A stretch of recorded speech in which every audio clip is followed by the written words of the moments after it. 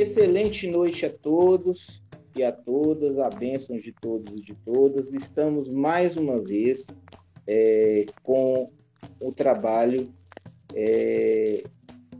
de continuidade do Fórum Nacional das Comunidades Tradicionais de Terreiro do Brasil, aonde nós estamos esse ano, né, com o projeto de entrevistas, que é um projeto pré-Fórum Nacional, que acontecerá na segunda semana de setembro, e esse ano em especial, por ser o ano que nós iremos dar início ao Fórum Nacional de 2022 no dia 7 de setembro. E hoje eu tenho um prazer, né? Eu falo que eu sou uma pessoa realmente abençoada. Eu tenho o prazer de receber, né, uma convidada que é mais do que convidada, uma pessoa que é uma militante, uma pessoa que é docente, ou seja, que é catedrática, uma pessoa que tem a sua missão primeira e a sua vocação e também, com certeza, o amor, né, pela educação, pela informação. E eu costumo dizer, parafraseando vários intelectuais, não só do Brasil, como Paulo Freire, como outros que tiveram a graça de ser professor, né, que não existe país, não existe nação que não encare a educação, né, como missão para ele poder ser tido como um país desenvolvido, como um país de primeiro mundo. O gestor público, seja ele na esfera municipal, estadual ou federal, que não vê com olhos diferentes para a educação, ele não quer que o país se desenvolva, ele não quer que a nação se desenvolva. E a gente fala isso porque nós estamos vendo pelo Brasil afora, nos municípios, nos estados, né, o desrespeito aos professores,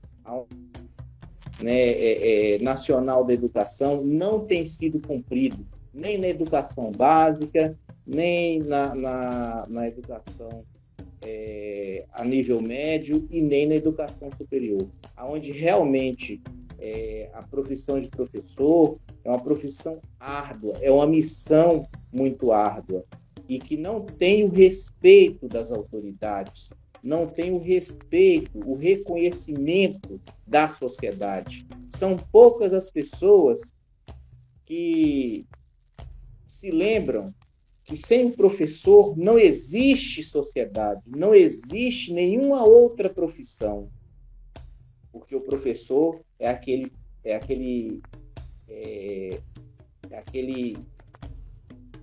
iniciador do ser humano, porque o ser humano, para viver em sociedade, ele precisa, sim, de ter conhecimento, ele precisa, sim, de ter o mínimo de noção das coisas, ele precisa de saber o mundo onde vive. Muitos dizem que não existe nenhuma criança que nasce racista, que nasce homofóbica, que nasce xenofóbica, enfim, que nasce com qualquer preconceito. Realmente é verdade. Isso é passado depois que a criança nasce. E a única forma de se quebrar isso é na educação. Porque depois que ele se torna adulto, aquele ser humano é muito difícil ele ser moldado. Eu costumo dizer que o ser humano ele é uma pedra bruta. E quem faz esse projeto de lapidação é o professor. E com isso, eu tenho o prazer de receber a minha amiga, uma pessoa que eu aprendo muito, porque ela tem uma capacidade, como poucas mulheres desse nosso Brasil, de ter a habilidade de saber ensinar. Porque o conhecimento, todos nós podemos adquirir. Porém, saber passar esse conhecimento é que é o grande desafio. São para poucos. E ela tem essa condição. Seja bem-vinda, professora Rita de Cássia, da Universidade Estadual do Pernambuco, da UPE. O Fórum Nacional fica muito satisfeito em receber a senhora, principalmente esse ano, numa temática tão importante, que é a representatividade das comunidades tradicionais. E eu creio que esse tema, né, ele tem muito a ver, e com certeza também esse nosso lema desse projeto desse ano, que é Vozes que Não Se Calam, tem também muito a ver com a senhora, pela sua trajetória, pela sua luta, pelo seu contínuo esforço de trazer o bem comum para a nossa sociedade. Sejam bem-vindas, seja bem-vinda, excelente noite para a senhora, esteja à vontade. Boa noite, Pai Wellington, boa noite a todos os ouvintes aqui desse programa que tem um papel tão importante de discutir exatamente o papel das comunidades tradicionais, dos povos de terreiro, que durante, ao longo da história do Brasil, são povos que são vítimas, de muito preconceito, de muita exclusão social. Coincidentemente, essa semana eu estava lendo o Escravidão 2, do Laurentino Gomes, e eu estava exatamente falando sobre a formação de novas Áfricas no Brasil, e tem um tópico muito interessante que ele fala sobre o surgimento de confrarias. E nesse tópico, o Laurentino lembra que para fazer parte, inclusive, do clero tradicional brasileiro durante o processo de colonização, do clero católico, era preciso que o clérigo, o pretenso clérigo, comprovasse que ele não tinha sangue ruim. Eu achei estranha essa expressão, porque isso me pareceu muito Harry Potter, sabe? E aí ele descreve o que seria sangue ruim, né? Seria ser cigano, seria ser judeu ou mouro, ou ainda advindo de alguma população africana. Então, é típico, de processos de colonização, principalmente esses processos mais agressivos, como os que nós passamos aqui no Brasil, esses processos de exclusão. Eu acho que nós estamos vivendo, Pai Wellington, uma situação muito complicada. É uma situação muito complicada que eu quero fazer 2 marcos temporais, de 2018 para cá e pré-2018, para que a gente consiga entender todo esse processo de exclusão maior que nós estamos vivendo na atualidade. Nós estamos vivendo uma época agora pré-eleitoral, e as propagandas políticas já começaram a pulular, dentro dos nossos programas de televisão, principalmente relacionados à TV aberta, porque eu acredito que nas redes sociais essas propagandas elas são muito mais ostensivas. Mas eu tenho acompanhado algumas coisas na TV aberta, e tem um dos partidos, que é o partido, inclusive, do vice-presidente da República, que agora eles colocaram como slogan assim, conservador de verdade. E hoje, a palavra conservadorismo, ela está sendo utilizada de uma forma muito similar àquilo que o fascismo era utilizado no passado. Então, eu vou começar o meu primeiro marco temporal da gente discutir essas questões. Se nós formos nos reportar ao período pré-eleitoral de 2018, nós temos um desenho eleitoral muito curioso. A primeira fase do desenho eleitoral demonstrava uma eleição à presidência da República, em que o principal candidato, que era o candidato mais popular, alguns, inclusive, o classificavam, e ainda o classificam como populista, ele era excluído do pleito eleitoral através de um processo, ou de uma gama de processos judiciais, porque nós estamos falando de 12 processos judiciais, que eram esdrúxulos, estranhos, com provas extremamente frágeis. Eram principalmente os 2 que geraram grandes condenações, nós estamos falando aqui do ex-presidente Luiz Inácio Lula da Silva, eram processos em que eram muito baseados em indícios, mas não efetivamente em provas substanciais. É importante ressaltar que o nosso Código de Processo Penal, ele prevê e até aceita a condenação baseada em indícios, mas esses indícios têm que ser tão fortes que tem que levar a uma convicção de verdade. Na análise do processo que foi feito por diversos juristas, nos 2 processos que geraram condenação efetiva, os famosos processos do Triplex do Guarujá e do Sítio de Atibaia, as provas eram extremamente frágeis.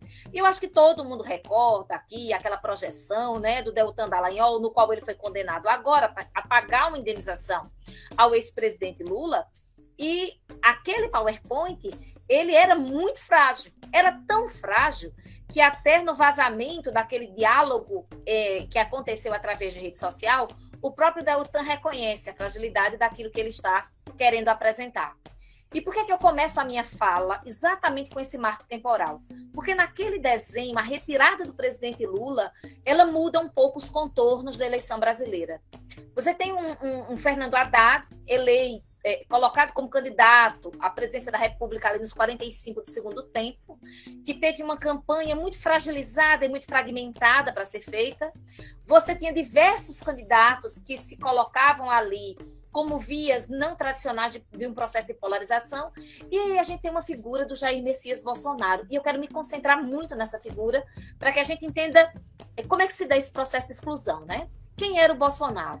O Bolsonaro era uma figura muito desconhecida dos grandes analistas políticos, porque ele era aquela figura que estava ali habitando o Congresso Nacional fazia 28 anos, mas era uma figura de pouca representatividade. Mas era uma pessoa extremamente popular, não só no Sudeste brasileiro, mas em relação às pessoas que gostam de programas sensacionalistas, aqueles programas assim muito populares como, né, Datena, Ratinho, e esses programas que têm um grande público, né, eles têm um público de massa bem ostensivo. E o Jair Messias Bolsonaro, ele gosta muito de frases impactantes e frases que dizem muito respeito a processos de exclusão. Então ele falava, né, sobre mortalidade de índios, ele dizia assim, mas só um índio foi morto. Ele falava sobre comunidades quilombolas e chamava a comunidade quilombola de comunidades preguiçosas, onde as pessoas, né, eram extremamente gordas, segundo ele, porque não faziam absolutamente nada. Então a gente encontra na fala do Bolsonaro, né, que ele teve uma filha porque deu uma fraquejada, que a Maria do Rosário, deputada, ela era tão feia que não merecia sequer ser estuprada. Então, frases como essa do Bolsonaro geravam assim, uma grande popularidade em relação a essa população massificada. E essa população massificada, ela tem uma característica muito peculiar, que é a ausência de discussão política, a ausência de pensar o espaço público, a ausência de se compadecer em relação à necessidade da diversidade dentro da sociedade. Então, essa sociedade de massa, ela é facilmente cooptada por um discurso fragmentário, unificador, um discurso alienante, em que frases de efeito, elas ressoam muito fortemente dentro de uma conjuntura de verdade. Então, chamar um quilombola de preguiçoso, ou dizer que o índio está atrapalhando o desenvolvimento, ou dizer que a mulher tem que voltar para dentro de casa, né? Consequentemente, essas frases, elas encontram eco em uma sociedade que não reflete sobre o seu próprio papel. E há uma grande quantidade de pessoas no Brasil que estão colocadas dentro dessa situação. O Brasil, ele é um país muito peculiar. Ele é um país que advém de um processo de colonização. O Brasil colônia já tem algumas peculiaridades em relação às outras colônias, principalmente quando a gente pega o enredo América Latina. Aqui no Brasil, você tem um processo de miscigenação mais ostensivo do que aconteceu em outros lugares, em alguns momentos até estimulado pelo colonizador e depois pelo Brasil imperial. Entretanto, tá, isso não nos isenta da criação de estigmas sobre determinadas parcelas da população. Então, por exemplo, quando você vai falar sobre a pele preta, você vai colocar essa pele preta sendo colocada dentro de uma situação de subalternidade. Quando você coloca a situação do indígena, você coloca esse indígena dentro de uma situação de selvageria, de barbárie. Então, esses deméritos em relação a determinadas camadas da população são construídas desde o nosso processo colonial. Uma coisa também muito peculiar e que vai reverberar na eleição de 2018 é como é que nós normalizamos o processo de morte.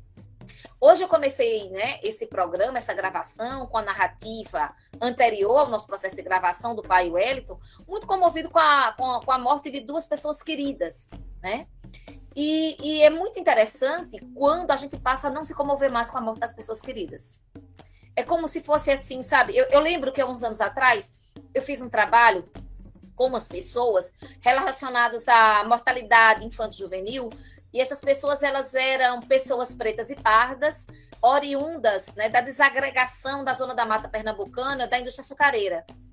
E aí, né, essas pessoas, elas se acostumavam assim com a mortalidade das crianças, e elas não acusavam, por exemplo, a sociedade ou o governo pela falta de políticas públicas para o cuidado da infância. Eles diziam assim: ah, mas o meu filho morreu, foi uma infelicidade, porque ele morreu de morte de menino. Como se morrer de morte de menino fosse uma coisa natural. E o que era isso? Era morrer de diarreia, era ter uma virose, era ter uma infecção e não ter nenhum tipo de cuidado. Então, essa normalização da exclusão, que vem desde o nosso processo de colonização, elas são muito consubstanciadas na fala do Jair Messias Bolsonaro. E o Jair Messias Bolsonaro, ele era um candidato muito curioso porque ele não escondia quem ele era. Então, ele não tinha, assim, aquele discurso moderado para o público e um discurso, né, mais excludente dentro do ambiente mais, do seu maior conformidade, do seu maior comodismo. Não. Ele vinha a público e aí ele se metia e fazia arminha, né? E ele contou com um apoio muito maciço de grandes camadas conservadoras do cristianismo brasileiro. O que para a gente não é nenhuma surpresa. Porque se a gente for estudar o processo de colonização, nós vamos averiguar que essa mesma camada é a camada de sustentação da escravidão no Brasil, é a camada de sustentação da tomada de territórios indígenas, é a mesma camada que vai se recusar a discutir as questões de gênero. Ou seja, se antes eles habitavam o seio da Igreja Católica, hoje eles são uma parte do catolicismo, mas principalmente estão ali colocados de uma forma muito pulsante no evangelismo neopentecostal, principalmente aqueles que são adeptos da teoria da prosperidade e aqueles pastores, né, que são formados em um curso de teologia colocado em lugar nenhum, ou eles mesmos se auto-intitulam pastores. Eu até conheço umas figuras muito curiosas, né, dessas que dizem assim, que sequer precisou estudar teologia, nem a sua própria teologia, porque dizem que foram iluminados pelo Espírito Santo, para aí gerar um processo de interpretação. Bem, discussões à parte sobre o poder do Espírito Santo para gerar esse processo de situação, né, essa interpretação muito apropriada, mas a gente consegue perceber que esse discurso conservador que vai formar esse apoio ao Bolsonaro e que constitui um movimento que hoje nós chamamos de bolsonarismo, ele é um movimento que antecede Bolsonaro, inclusive ele é muito maior do que o próprio Bolsonaro. Bolsonaro hoje ele é a cara desse movimento, mas essa cara poderia ser outra, desde que servisse, né, a esses propósitos aí maiores de exclusão de determinada camada na sociedade. Bem, acontece a facada de Bolsonaro em 2018, ele não participa, né? Ele participa de pouquíssimos debates, e aí ele ganha o pleito eleitoral sobre a égide do conservadorismo, proteção da família brasileira. Inclusive, na época, eu tive a curiosidade de ler o programa de Bolsonaro, e o programa dele não diz nada. Ele é um programa retórico, extremamente retórico, onde ele fala sobre a necessidade da conservação da pátria, da família, sabe, dos valores cristãos na sociedade, e fala de um liberalismo econômico ali, de poder, né, como é que eu posso colocar, leiloar praticamente todas as nossas empresas públicas, e cujo único objetivo era uma satisfação ideológica para uma determinada camada da população que serviam na condição dos seus apoiadores, né? Qual é a preocupação central em relação a isso naquele determinado momento? O conservadorismo brasileiro ele sempre existiu, mas ele tinha receio de vir a público se colocar dentro dessa proposta. Ser conservador, ipsilite na palavra, significa você preservar um status quo, preservar uma situação anterior. Nesse sentido que é utilizado hoje o conservadorismo, ele vai para além disso. O conservadorismo hoje, ele é, na realidade, uma camada fascista da população, e o fascismo é um conceito difícil de ser definido. Porque fascismo significa uma sociedade que se comunga em feixes, que se une em feixes. Mas, desde o fascismo italiano, o que a gente consegue perceber é que é uma sociedade de exclusão, unificação de comportamentos, unificação de discursos e naturalização da morte. Então, nós estamos falando de um projeto político.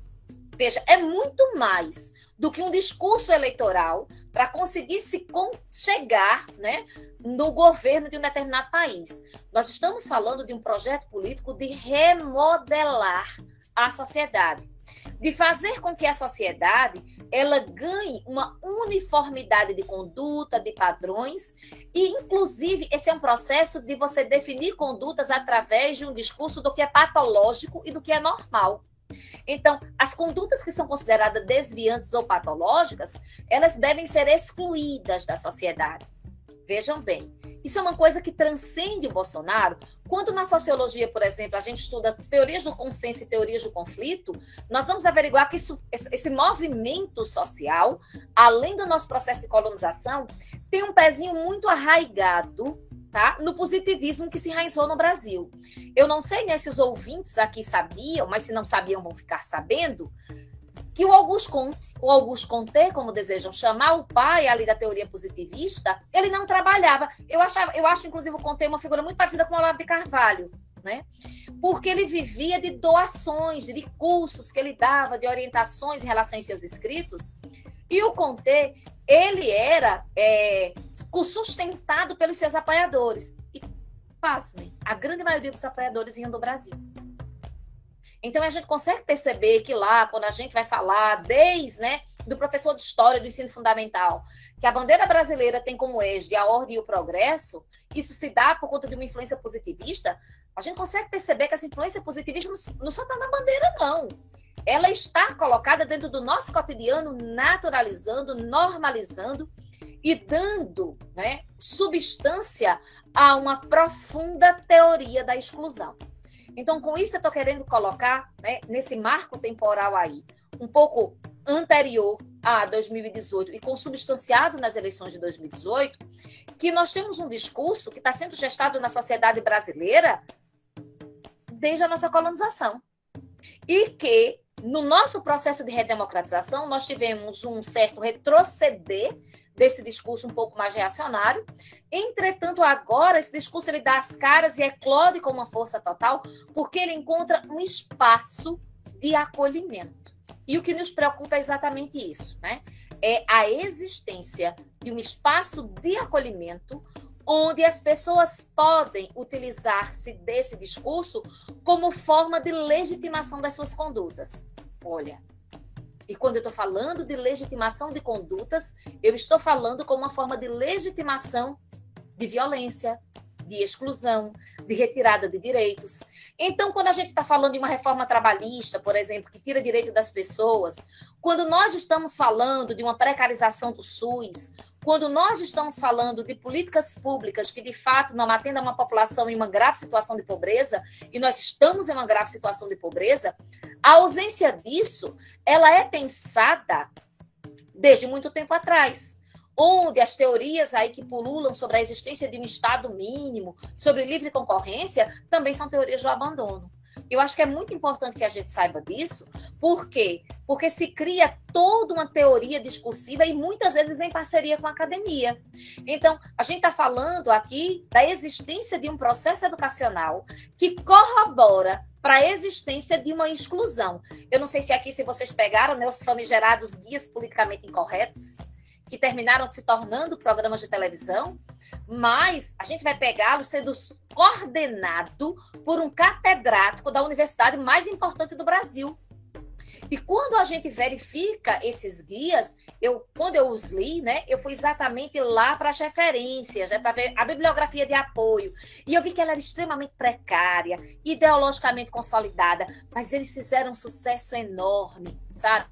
Lutas sociais para eles são mimimi, existe racismo inverso, eles também colocam, né, que na realidade a escravização ela é um processo que tem responsabilidade os próprios negros escravizados e não discutem aspectos que são extremamente profundos da nossa cultura de exclusão e normalizam as nossas condutas de violência.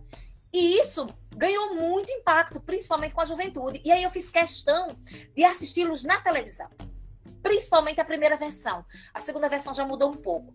Mas a primeira versão, ele não foi sequer apresentado. O programa relacionado a esses livros, eles sequer foram feitos por um professor de história. Eles foram feitos por um youtuber. Muito legal. Falando uma fala assim, muito próxima da juventude. E isso tem um propósito, isso tem um objetivo. Nós temos uma juventude que está sendo cooptada por esse discurso ultraconservador e extremista para que essa juventude ela se alinee em relação a todo o nosso processo de construção de exclusão social. Então, nada disso é por um acaso. Quando Jair Messias Bolsonaro ele chega ao poder, é muito importante que a gente saiba que isso não é obra do destino. Isso é obra de um projeto de poder. E muita gente acha que todas essas falas, né, do Jair Bolsonaro, as classificam como falas toscas. Essas falas toscas, elas fazem parte de uma metodologia de poder. Então, achar que o Jair Messias Bolsonaro representa uma camada da sociedade fascista é uma verdade. Mas achar que essa camada não tem um projeto de poder é uma ilusão. Tem sim. Esse projeto de poder não é gestado agora e os custos desse projeto de poder somos nós que estamos pagando. Né? Após 2018, eu acho que é muito importante que a gente saiba, né, de que forma é que esse governo se processou no Brasil. Então, nós já sabemos que ele é um governo diretamente entrelaçado com interesses econômicos internacionais, ele é um governo de exclusão, ele é um governo em que tem essa política, né, neofascista, de naturalização dos processos de morte. Eu quero começar dizendo o seguinte: antigamente, quando um governo ele queria se impor e adotar ou retirar determinadas políticas ou retirar determinados direitos, ele constituía uma ditadura. Ele botava o exército na rua, fechava o Congresso Nacional, fechava as Assembleias Legislativas do Estado, pegava as principais cidades e colocava lá prefeitos biônicos, governadores biônicos, que éramos não eleitos, e resolvia o problema dele. Agora, se descobriu que não se faz necessário fazer isso. Você pode manter todas as instituições funcionando e, mesmo assim, retirar direitos, mesmo assim, negligenciar determinadas parcelas da população. E, sequer, você precisa extinguir determinados ministérios e departamentos. Eu vou pegar 2 aqui, somente para que a gente tenha um exemplo claro. O primeiro ministério é o Ministério da Família e dos Direitos Humanos. O Ministério da Família e dos Direitos Humanos, ele é responsável pelo desmonte de políticas públicas de igualdade de gênero, ou seja, em relação à população LGBTQIA+, ou em relação a políticas relacionadas ao feminino. Por exemplo, eles colocam assim que existe lá um Disque 100, que você liga, e aí você faz uma denúncia sobre algum tipo de violência ou exclusão que você esteja sofrendo. Sim, mas o que é que eles fazem com essa denúncia? Eles não fazem nada. Isso fica parado. Então, você tem um projeto de direitos humanos que é acabar com os direitos humanos. É isso que, de fato, acontece. No segundo exemplo que eu quero dar, eu estou falando do Ministério do Meio Ambiente. O Ministério do Meio Ambiente ele foi criado para destruir o ICMBio, que é o Instituto Chico Mendes, e destruir o IBAMA. Então, o que foi que eles fizeram? Eles pegaram os cargos técnicos do ICMBio e do IBAMA, retiraram as pessoas que eram pessoas de carreira, comprometidas com a luta ambiental, e colocaram policiais militares. Porque esse governo ele é muito alicerçado em um poder de polícia.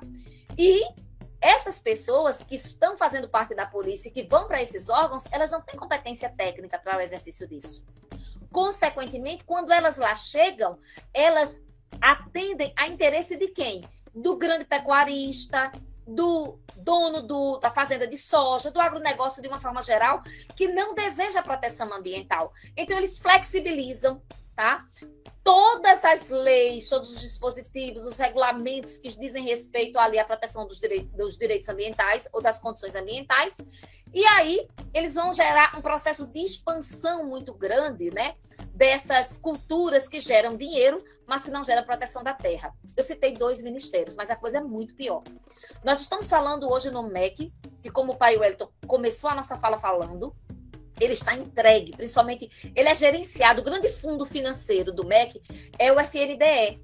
E ele está hoje, tá, presente na mão, ele foi dado na mão do Centrão. Inclusive, essa semana, né, o Abraham Weintraub, ex-ministro da Educação, que foi uma catástrofe por falta de competência técnica, ele disse que saiu do governo, não foi nem tanto pela pressão popular, ele saiu do governo porque ele se recusou, olha que gesto de decência, a entregar o FNDE na mão de pessoas que eles sabiam que fariam mau uso dos recursos públicos. Então, a gente teve uma série de denúncias no processo da educação, né?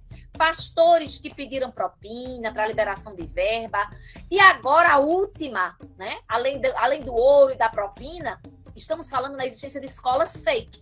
O que é escola fake, para vocês terem uma noção? Os estados e municípios, eles têm eles têm os seus projetos de desenvolvimento da educação, escolas e creches. Eles apresentam esse projeto no FNDE, que é o fundo que libera a educação para o Brasil. Esse fundo, gente, tem mais de 50 bilhões de reais, tá? Para a gente ter a noção. O orçamento de 2020, que foi o último publicado, tinha 54 bilhões de reais. O FNDE, ao invés de custear esses projetos que já estão lá, de escolas e creches que já estão sendo parcialmente construídas, eles abandonaram esse projeto e deram agora dinheiro para um novo projeto. Agora, deixa eu contar a curiosidade.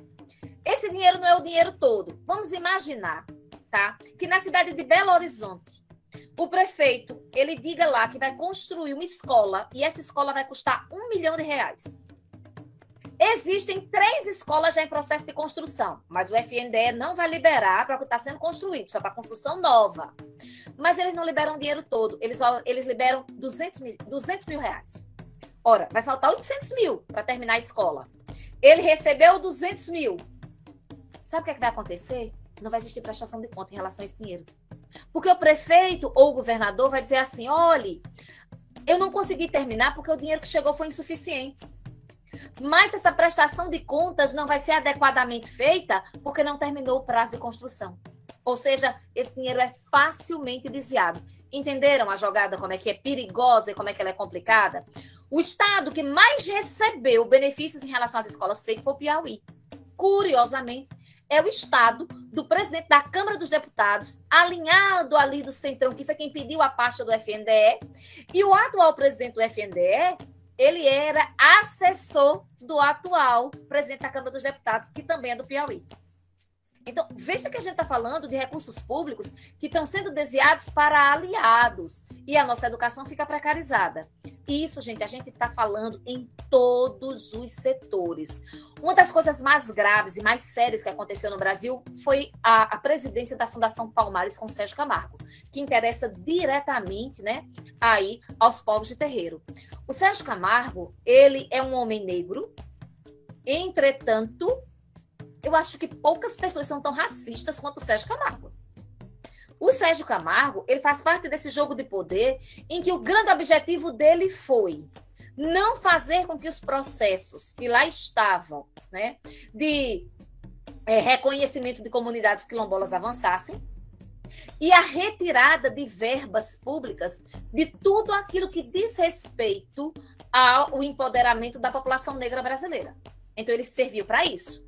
Então, veja como é que esse governo age. Ele bota uma mulher na frente do Ministério dos Direitos Humanos e diz assim, não, nós somos inclusivos. Olha uma mulher ali no poder.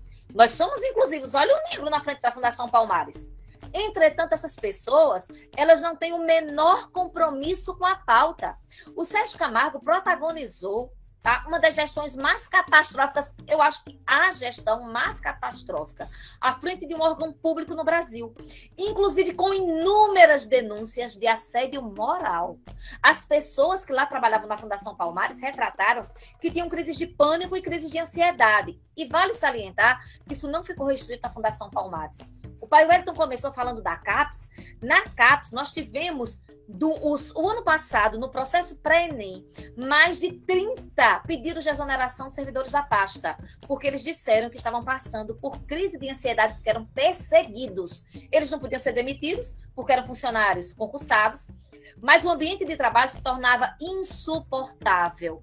Policiais, por exemplo, principalmente policiais federais, que tinham postura contrária ao governo, a gente sabe de denúncias que tiveram uma série de investigações abertas contra eles, alguns até com pedidos, tá, de terem a sua quebra de sigilo bancário, a sua casa invadida, e muitos não tiveram isso acontecido, porque os juízes que eram para dar esses mandados se recusaram a mandar. Então, consequentemente, nós estamos falando de um processo de 2018 para cá muito difícil em relação a tudo aquilo que não representa esse discurso unificado, esse discurso branco, esse discurso predominantemente cristão evangélico e ultra-radical que se coloca como sendo um discurso prevalente. Então, intervenção em escolas, intervenção nos órgãos públicos, intervenções nas políticas públicas ou a ausência delas, começaram a fazer parte cada vez mais normais. Outro exemplo muito claro disso é nos editais para financiamento de arte no Brasil, ou financiamentos de pesquisas educacionais, pesquisas científicas. Se no projeto tivesse a palavra gênero, aquele edital ele não seria aprovado, porque não é importante discutir gênero. Então, questões que são relacionadas ao universo feminino ou ao universo da população LGBTQIA+, passaram a não ter nenhum tipo de financiamento. Então, o governo diz assim, que protege a mulher, que protege os LGBTQIA+, mas na prática ele não faz nada. Então, ele cria um grande discurso retórico. Outra coisa que eu quero chamar muito a atenção em relação, quero que vocês prestem atenção, é o seguinte: o presidente da República dá muita satisfação aos seus apoiadores nas famosas lives de quinta-feira. Mas quando a grande imprensa cobra ou a ele, ou ao ministro, ou ao secretário executivo, em relação a alguma postura do governo, eles não respondem à imprensa. Olha, gente, não responder à imprensa não é simplesmente você dizer assim, que não é importante você falar com a Bandeirantes, com a Globo, com a SBT, seja lá com que emissora for. Ele está dizendo que não é importante falar para o povo, através de um órgão que não seja ele mesmo. Ou seja, se eu controlo a minha fala e faço uma propaganda em relação à minha fala, eu posso falar. Mas se essa propaganda ou essa fala for feita por um órgão que eu não controle aquilo que está sendo dito, então isso não deve ser falado, isso não deve ser legitimado. O que é que marca, tá, esse governo de 2018 para cá? Uma profunda incompetência em relação à proteção dessa população. Mas o que eu quero chamar a atenção é que essa incompetência é uma incompetência propositada. É uma falta de reconhecimento da necessidade da proteção de determinadas camadas da população. E quem são essas camadas? São as pessoas em situação de cárcere, os presos, são os pretos e pardos, são as mulheres, são os LGBTQIA+, são os indígenas, são os quilombolas, a população camponesa tradicional, de forma geral, que vive da agricultura de subsistência. Essas pessoas são as pessoas que, de fato, sofrem o maior impacto desse processo de exclusão. Então, nós estamos falando de um projeto de desmantelamento do Estado. Para que se vai dar um golpe militar e acabar, né, com a democracia brasileira se você pode destruí-la por dentro? Olha que projeto muito interessante, né? E esse processo de destruição por dentro está na interpretação das leis de forma que não traga benefícios para essas populações, está na falta, no controle do Ministério Público Federal, que se coloca um procurador da República que não faz absolutamente nada, está no fato de criar ou de manter uma série de ministérios e secretarias que efetivamente não trabalham, e está no fato de se gerar um empobrecimento propositado da população brasileira. Por que eu estou falando de empobrecimento propositado? Porque nós estamos falando que, apesar da pandemia de Covid-19, apesar da guerra da Rússia e da Ucrânia agora, nós estamos falando de um processo político, tá? De retirada de subsídios, de retirada de programas assistenciais. Nós estamos falando de uma flexibilização que começa com o Temer, mas avança muito agora, no que diz respeito às relações de trabalho. Nós estamos falando no processo de precarização da vida do trabalhador comum e da falta de assistência em relação a esse trabalhador comum. Então, em nome da defesa da pátria e da família, nós estamos assistindo um desmantelamento da sociedade brasileira com um profundo processo de empobrecimento. Veja como esse discurso, ele se apresenta, eu vou citar aqui o exemplo da segurança pública. Eles estão dizendo assim, nós vamos melhorar a segurança pública do brasileiro liberando armas. Sabe quanto é que custa um porte de arma? De 5 a 7 mil reais. Aí eles estão, fora, eu estou falando do porte, fora a arma, que a gente está falando aí de mais 5, 7 e 10 mil acima. Nós estamos falando da munição. Sabe quanto é que custa uma bala? As mais fraquinhas, R$ 2,50, ela pode falhar. As melhorzinhas estão acima de R$ 5,00 a unidade. Você não compra em unidade. Você compra em quantidade. Consequentemente, a gente está falando de um custo. Mas vamos imaginar que esse cidadão comum conseguiu tudo isso, ele está armado, ele está ali. Ele não tem capacitação nenhuma para utilizar aquilo, a não ser o clube de tiro, que não dá a ele nenhuma capacitação a não ser um estande. Associado a isso, você tem um desmantelamento das políticas públicas de segurança. Porque você tem uma contratação maior dos efetivos, principalmente da Polícia Federal. Gente, que entrou de Polícia Federal nos últimos anos foi uma coisa assim absurda, com altos salários. Tá? E eu não estou dizendo aqui que eles não merecem os salários deles. Mas o que eu estou falando é que se colocam... E deixa eu falar um detalhe. Antigamente, o treinamento de um policial federal, ele gerava ali em torno de 5 meses. Hoje ele caiu para um pouco mais de 2 meses. Pegam uma população extremamente jovem desses meninos e soltam eles para combater, sabe o quê? Comando Vermelho, PCC e outras organizações criminosas. Ou seja, a gente está falando de um Estado que está fazendo muito concurso porque está criando bucha. O que é isso? É aquela pessoa que também tem a vida fragmentária. Uma vez eu conversando com um policial, eu dizia assim, nós estamos assistindo um extermínio de pobres. Aí ele disse assim, professora, a senhora está dizendo que eu estou exterminando pobre? Eu digo, não, meu filho, eu estou dizendo que você é pobre. E que você também vai ser exterminado. Porque nós estamos falando de uma luta que não é uma luta inteligente contra organizações criminosas. Nós estamos falando de um policial que se encontra numa vida precarizada, que compra um discurso ultraconservador, que adota uma postura, muitas vezes, desequilibrada de trabalho, onde a gente vê sadismo, alcoolismo, desequilíbrios emocionais diversos, problemas muito sérios relacionados à saúde mental, e essa pessoa, ela se sente empoderada por ter uma arma na mão. Olha, se com um policial isso acontece, imagina com um cidadão comum, gente. Então, isso não é política séria de segurança pública. Porque ninguém fala seriamente de segurança pública sem falar em educação, em políticas para a juventude, em retirada da juventude dessa condição de nem trabalha e nem estuda, e sem ter um programa de pleno emprego. Quem fala de segurança pública com arma e não fala de nada disso, na realidade, ele está criando uma cortina de fumaça para não expor a realidade. Então, com isso, né, eu encerro aqui a minha apresentação das falas e fico à disposição para as perguntas. Então, vamos lá. Dando início ao nosso segundo bloco, né, iremos para as perguntas. Professora Rita de Cássia, como a senhora avalia o momento atual da política brasileira e especificamente em relação às comunidades tradicionais? A senhora falou, né, comentou sobre o desmantelamento que teve de várias entidades, né, como a FUNAI, como o IBAMA, Instituto Chico Mendes, enfim, sobre todos esses órgãos que tinham, né, como dever principal garantir, preservar, né, e dar proteção às comunidades tradicionais. E agora nós estamos vendo justamente o contrário. A senhora acha que essa situação toda, desse momento, né, em relação às comunidades tradicionais, isso, como a senhora já disse, pode fazer parte ou faz parte, né, de um projeto realmente neopentecostal?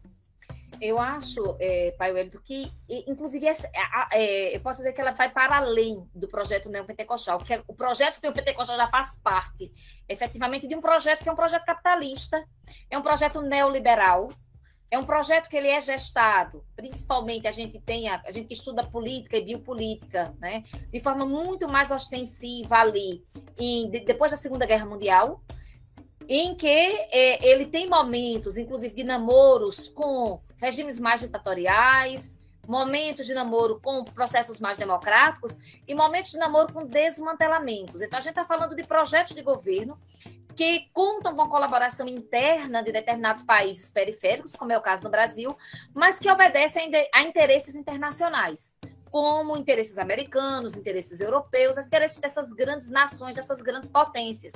Então, nós ficamos muito à mercê dessas situações. Quando a gente está falando de luta de empoderamento das comunidades tradicionais, por que essa luta ela termina sendo, não encontrando tanto espaço, né, para que os seus pleitos, as suas pautas sejam atendidas pelo governo brasileiro, por exemplo?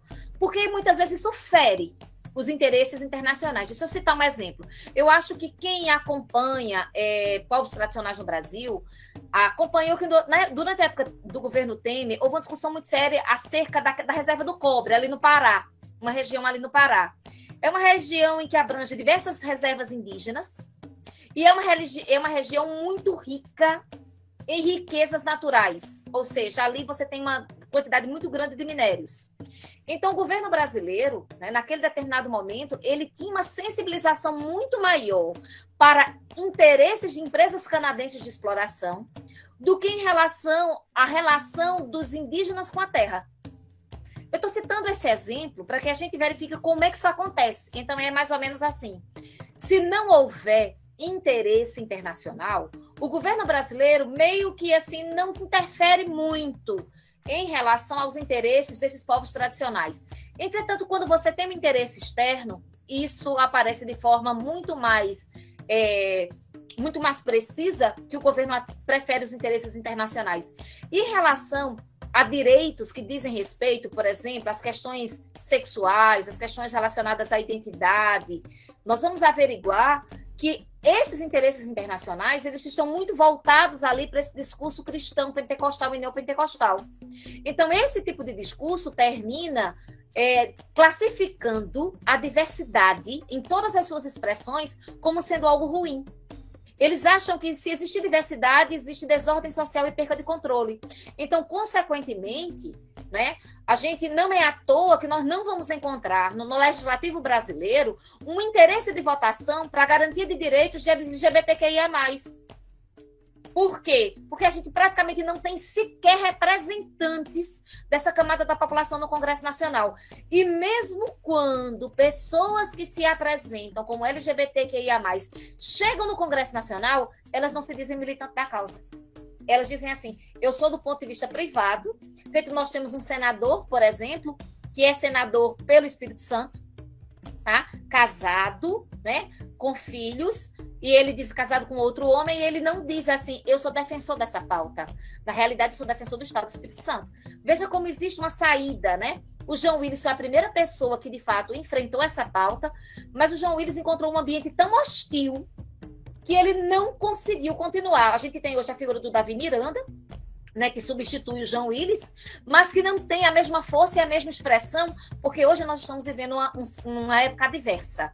Então, essa época só não vai ser adversa a partir do momento que os movimentos sociais eles se colocarem nas ruas, e hoje a gente verifica uma dificuldade muito grande dos movimentos sociais irem às ruas.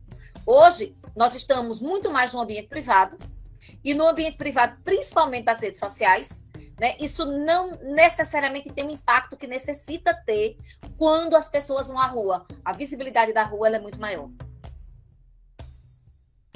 Acho que realmente a senhora tem razão. Eu me lembro duas coisas, né, que eu vou falar rapidinho. A senhora falou da situação lá do capital estrangeiro e das mineradoras. Eu lembro que eu participei, inclusive, da Eco 92, lá atrás, né?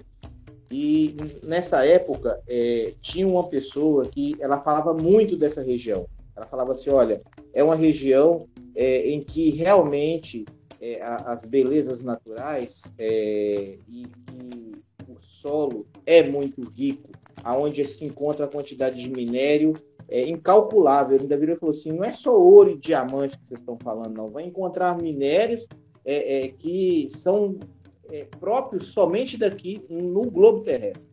Então, quando a gente vê isso, por mais, né, que já tenham se passado aí mais de 30 anos, quase 40 anos já, a gente recorda, fala assim, opa, mas eu ouvi isso lá atrás. E realmente agora a gente está percebendo isso.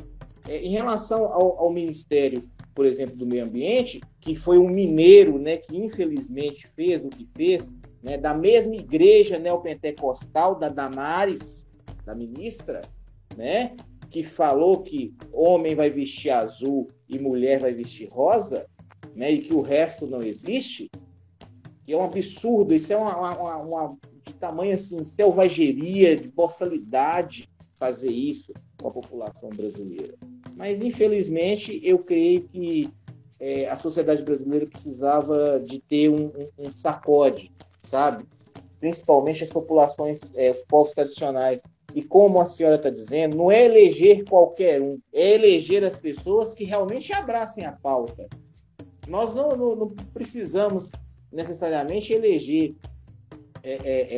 um negro porque ele é negro, ou eleger um LGBTQIA+, porque ele é LGBTQIA+. Não, nós temos que eleger pessoas que tenham compromisso com a pauta.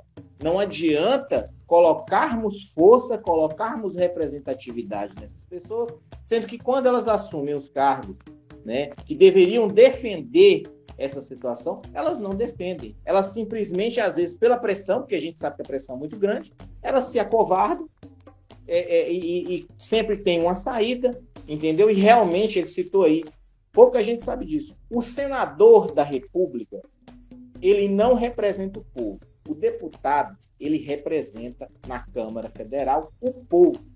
O senador, não. O senador, a função dele, é por isso que são 3 em cada estado. É representar o governo. Ele representa o Estado.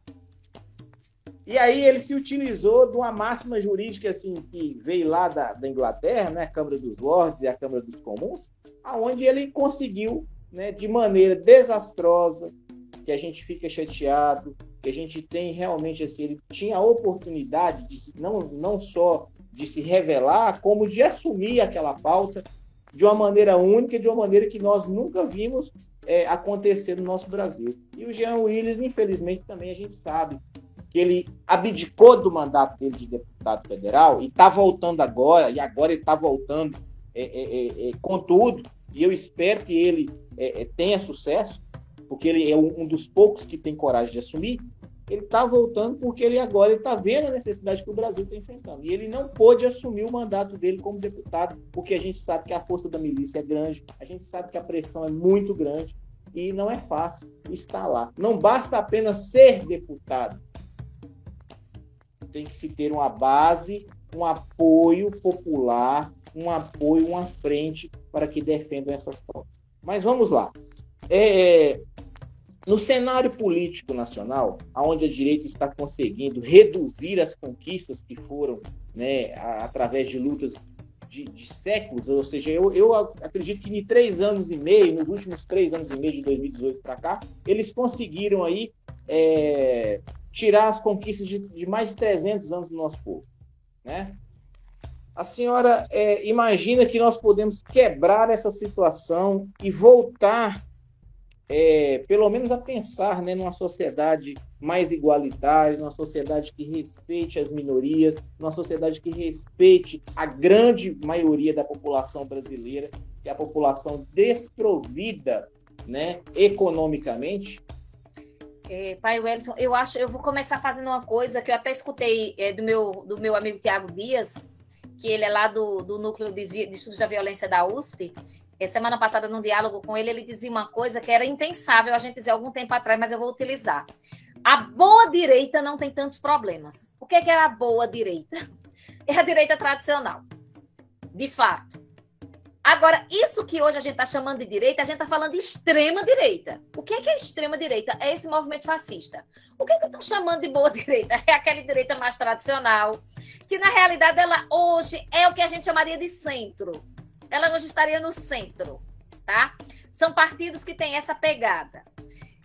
Essa direita tradicional, ela até aceita pautas que são relacionadas às ideias mais de preservação de direitos, porque ela tem uma concepção liberal dos costumes. Veja, a extrema-direita diz assim, nós somos liberais na economia e conservadores nos costumes. A direita tradicional diz não, nós somos liberais. Tá? Um exemplo disso é o Henrique Meirelles, por exemplo. Ele é um representante muito bem disso. Onde ele diz assim, eu não vejo nada de errado de se ter uma pauta de defesa do trabalhador, de professor ser bem remunerado. Não vejo problema em relação a isso. Eu não vejo problema em liberdade de cátedra. Não tem problema. O professor tem que ter autonomia em relação à sua fala. Então, esse pessoal aí, a gente consegue dialogar. A gente pode até dizer, olha, vocês colocam os interesses da propriedade privada, vocês colocam os interesses do grande empresário, do banqueiro, acima dos interesses do povo. Mas a gente consegue dialogar. A extrema-direita não tem possibilidade de diálogo. A extrema-direita está colocando o seguinte, se você é contra mim, você é meu inimigo. Se você é meu inimigo, você tem que calar. E nós vamos lhe calar de qualquer forma. Nós vamos lhe calar lhe ridicularizando, lhe caçando, lhe prendendo ou, de uma forma mais extrema, né, calaram a Marielle Franco de uma forma brutal. Ora, eu estou citando aqui o exemplo da Marielle, mas se a gente for pegar, por exemplo, a quantidade de crimes que foram cometidos contra políticos no Brasil, nos últimos 4, vamos pegar de 7 anos para cá, principalmente, mas enfatizando nos últimos 4 anos, aumentou exponencialmente. O Brasil hoje é um país perigoso para quem se envereda na política, coisa que não era no passado. Então, nós estamos voltando, e tem mais. O que é mais preocupante é que isso não é muito noticiado.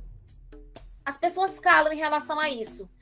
A Marielle, todo mundo só escutou falar porque os órgãos de imprensa compraram a história e porque houveram passeatas gigantescas. E ainda hoje existe. Ninguém deixa a situação esquecer. Né? Mas em relação ao político pequeno, daquela comunidade mais local, em que você não tem acesso à grande mídia, a gente não escuta falar sobre isso. Então, o nosso panorama hoje ele é muito difícil e ele é muito hostil, respondendo objetivamente a sua pergunta. Mas a gente não pode desesperançar. Eu acho que quando nós estamos fazendo esse trabalho que nós estamos fazendo aqui, isso é um ato de resistência. Eu acho que quando nós estamos discutindo questões que estão relacionadas, tá, a direitos da população brasileira, a necessidade de espaços de diversidade, nós estamos ofertando resistência. E eu acho que é muito importante, quando a gente está direcionando o voto para pessoas que tenham essas pautas, nós estamos fazendo diferença. Aqui no meu estado, né, eu estou falando aqui de Pernambuco, tá? Os ultraconservadores hoje são maioria na nossa bancada. E olha que Pernambuco, historicamente, é o estado mais libertário do Brasil.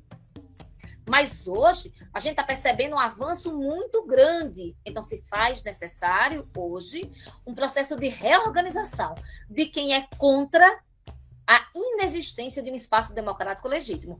Hoje, a situação que está sendo posta é: a gente quer uma democracia real ou a gente quer uma democracia de mentira? É isso que está sendo colocado. Então, se a gente quer uma democracia real, a gente precisa colocar políticos que, de fato, defendam essa democracia, e a gente não pode ter medo. Porque uma coisa é se perseguir uma pessoa, outra coisa é se perseguir uma coletividade. É muito mais difícil. Professora, infelizmente, o que é bom dura pouco, né? Eu tenho que agradecer a senhora, né, pelos momentos, os minutos prazerosos e elucidativos, porque a senhora, como poucos, a senhora consegue ter essa potência na voz, de saber transmitir, né, conhecimento, porque, como eu falei no início, conhecimento todos nós podemos ter. Agora, o transmitir, o saber transmitir, aí não, aí com certeza é um sacerdócio.